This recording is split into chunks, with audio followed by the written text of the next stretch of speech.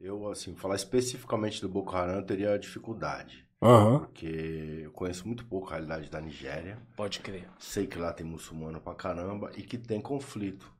Porque eu tenho muitos amigos nigerianos, tenho amigo cristão, tenho amigo que é muçulmano. E percebo nas falas de ambos que tem um conflito acirrado lá. Acontece que sempre que a gente vai adentrar um assunto tão importante e sensível assim, é legal a gente ter bastante informação, propriedade para poder falar.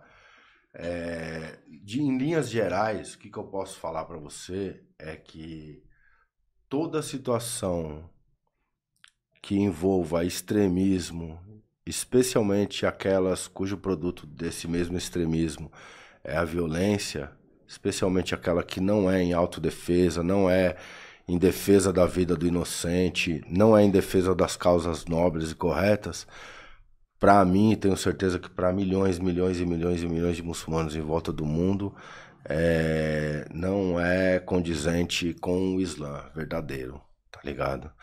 Então todas essas coisas que envolvem violência extrema e sem justificativa são coisas que a maior parte da comunidade islâmica global não apoia, tá ligado?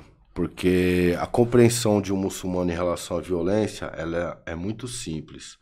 A violência existe como parte da criação divina, porque não tem outro criador a não ser o Criador Supremo, Alá. Então, se a violência existe, também é a criação dele. Só que de toda a criação dele, a violência é uma das coisas mais detestáveis que ele mesmo criou. E ele não nos aconselha a usar. Ele diz que o Islã ensina que Deus não ama os agressores. A única questão em relação à violência, que seria uma prerrogativa para poder se utilizar dela, tem a ver com um princípio de autodefesa. Sim.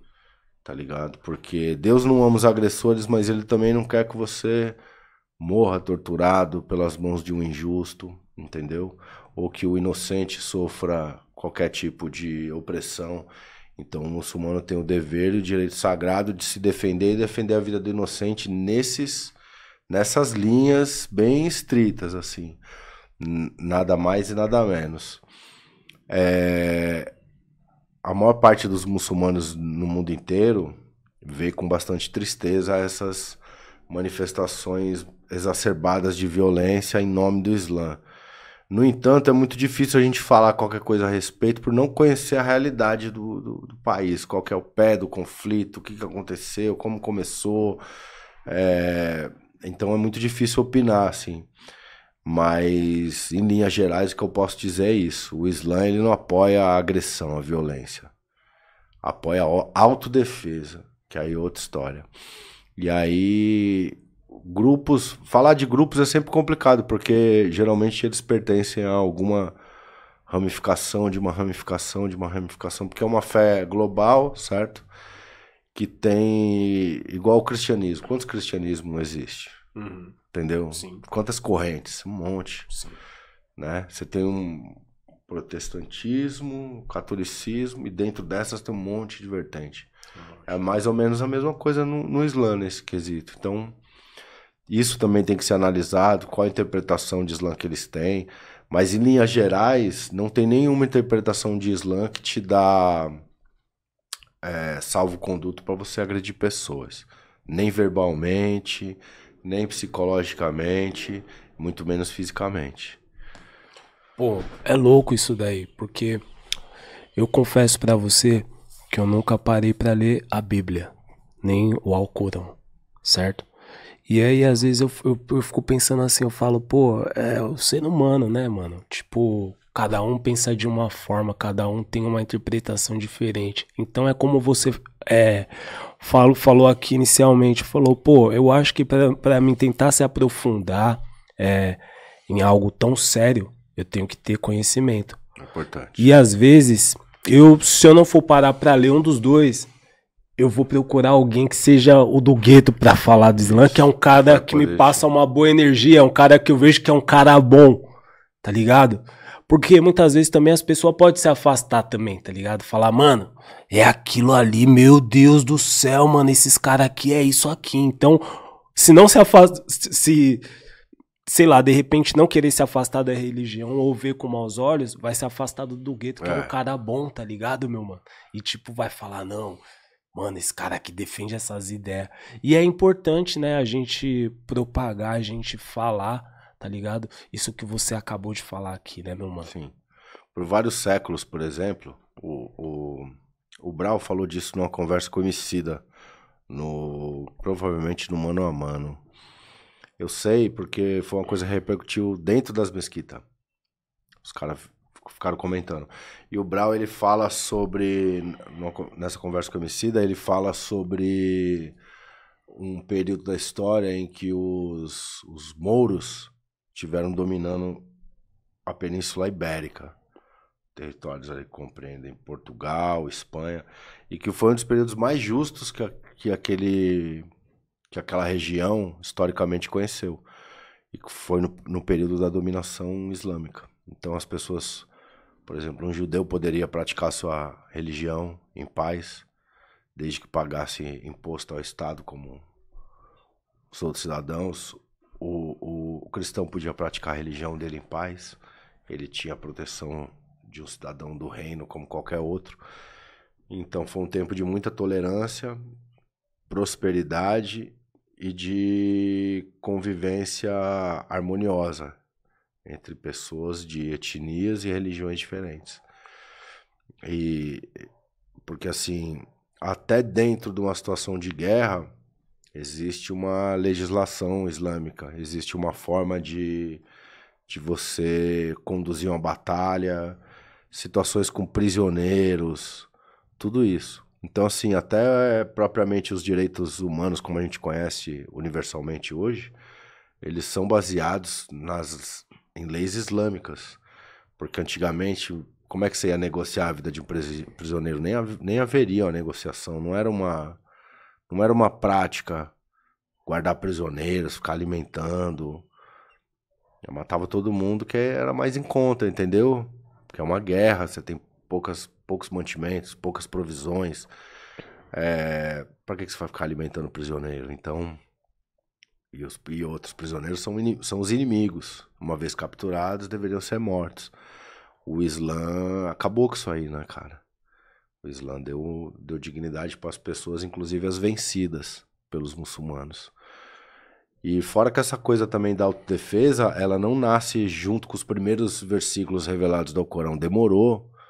O profeta, mesmo o profeta do Islã, ele foi agredido fisicamente por várias pessoas, tentativas de assassiná-lo.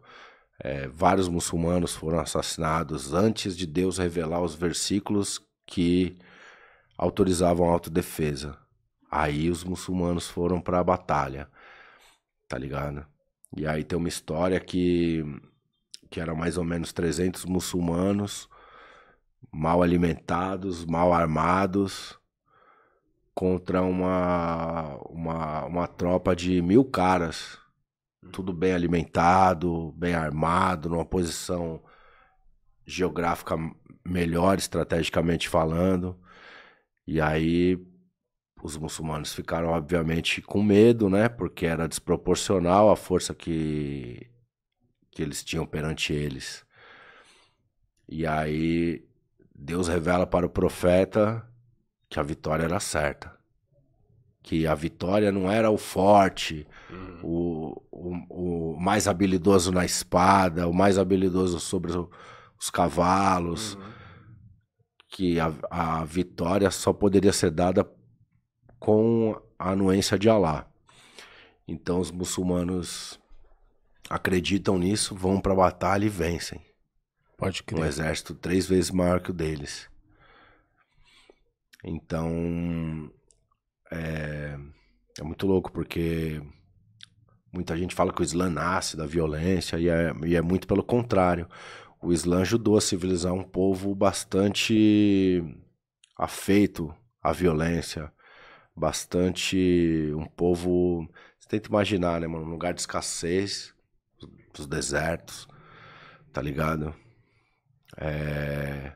Então um lugar de poucas condições de sobrevivência, onde os caras enterravam as mulheres vivas.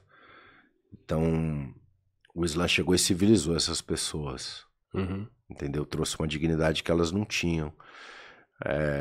Dando direito às mulheres, por exemplo, de herança. Imagina 1400 anos atrás, em qual outro lugar do mundo, na Europa é que não era, que as mulheres tinham direito à herança. O marido faleceu, teve uma vida ali com a mulher, várias batalhas, vários altos e baixos, o cara morre.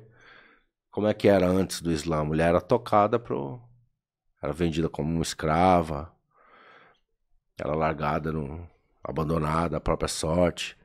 O Islã chegou e legislou que ela deveria ter direito à herança. Filhos, tá ligado? Filhos, ter direito à herança daquilo que os pais tiveram em vida.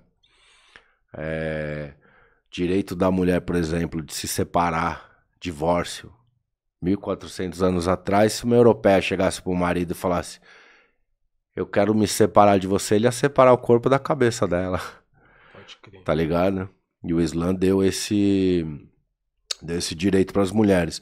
É louco falar sobre isso, porque especialmente eu escolhi falar sobre duas coisas que têm a ver com o direito das mulheres, porque a gente como muçulmano sempre escuta, né, às vezes de pessoas mais progressistas também, não apenas, mas também, mas o Islã oprime as mulheres e tal. Então é importante a gente saber separar o que é religião, o que é história, o que é cultura. Às vezes essas coisas se encontram, mas elas não são as mesmas coisas, tá ligado? Então, mas no Afeganistão acontece tal coisa. Eu falo, mano, mas eu nunca fui pro Afeganistão, não conheço a cultura de lá. Eu sei o que a minha religião fala em relação a homem e mulher, em relação a direitos de um, direitos de outro, deveres de um, deveres de outro. Se as pessoas lá no Afeganistão, elas seguem, se autoproclamam muçulmanas, mas não seguem esses ou aqueles preceitos, o que eu posso fazer? É que entendeu?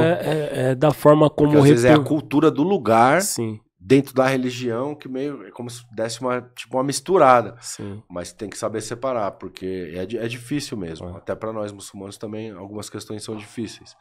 Mas tem coisa que é cultura, tem Sim. coisa que é própria da religião. Eu imagino o quanto é difícil, porque a gente vê da forma como repercute nos meios, né, Sim.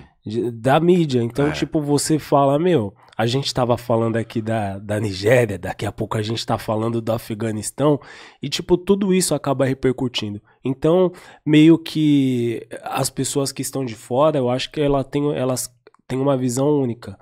Mano, é isso daqui, tá ligado? Porque é o que elas veem.